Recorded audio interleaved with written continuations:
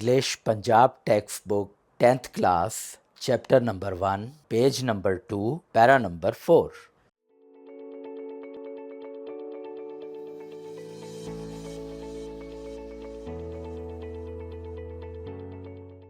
He granted women legal rights.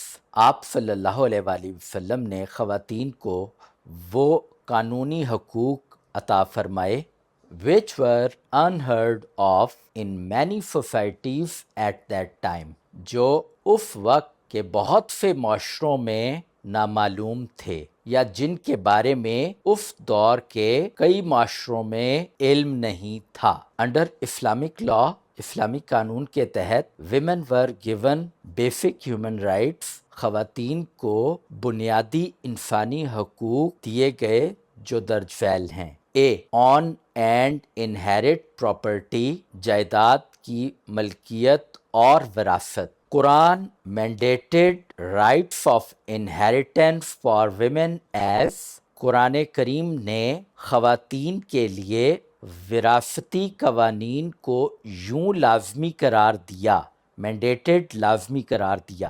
For the male heirs is a share out of what parents and the near kindred leave behind, مرد ورثہ کے لیے اس مال میں حصہ ہے جو والدین اور قریبی رشتہ دار چھوڑ جائیں۔ And for the female heirs is a share of what parents and near kindred leave behind, اور خواتین ورثہ کے لیے بھی اس مال میں حصہ ہے جو والدین اور قریبی رشتہ دار چھوڑ جائیں۔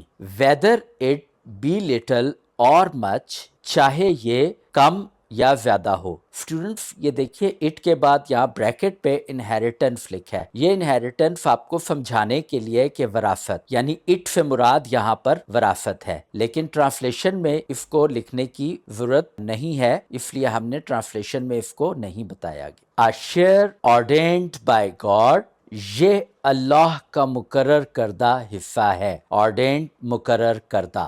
پیج 3، سورہ نساء ensuring they could inherit from their fathers, husbands and children۔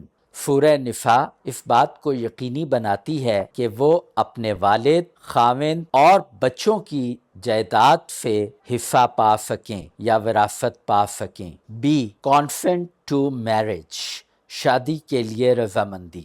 women could no longer be forced into marriage، خواتین کو اب شادی کے لیے مجبور نہیں کیا جا سکتا تھا۔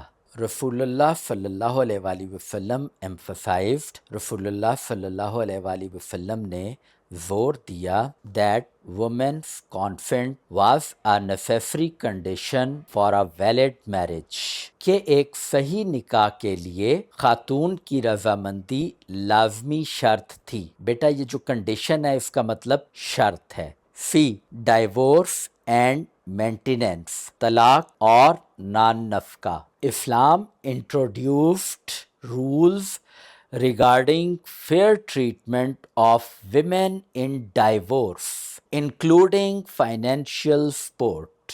جی بیٹا اس کے با محاورہ ترجمے کو اس طرح غور سے سماعت فرمائیے اور آپ نے اسی طریقے سے کرنا ہے۔ اسلام نے طلاق کے حوالے سے مالی معاونت سمیت منصفانہ اصول متعارف کروائے۔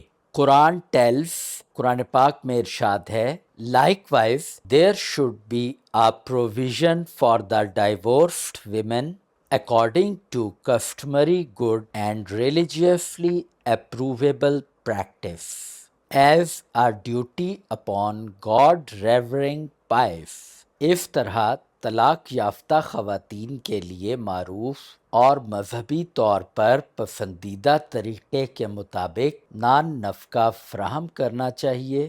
یہ اللہ سے ڈرنے والے پرہیزگاروں پر ایک فریضہ ہے۔ اسٹوڈنٹس یہاں دیکھیے میں نے اب اف کو چھوٹے پیسز میں کر کے نہیں کیا بلکہ اف پوری آیت کا ترجمہ جو ہے میں نے یکلخت جو ہے آپ کے سامنے پیش کر دیا ہے. تو آپ نے ایز اٹ از اف کو یاد کر لینا ہے کیونکہ جو آیات کا ترجمہ ہوتا ہے یا جو اس طرح کی چیز ہوتی ہے اس کو بعض اوقات اس کے اوپر تمام جو ٹرانسلیشنز کے رولز اینڈ ریگولیشنز ہوتے ہیں ان کو ایز اٹ از امپلیمنٹ نہیں کیا جا سکتا ہے.